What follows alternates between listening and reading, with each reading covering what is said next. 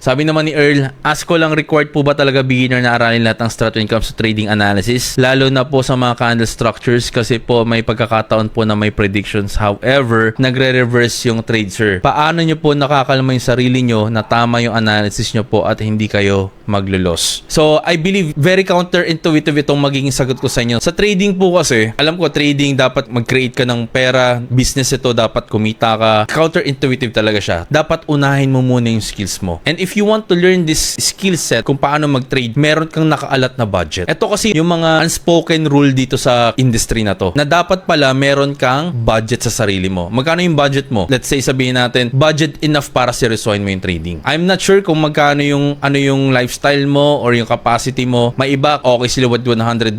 Yung iba, hindi nila siniseryoso yung $100. Kailangan nila gawing $10,000. May iba, hindi sila komportable with $10,000.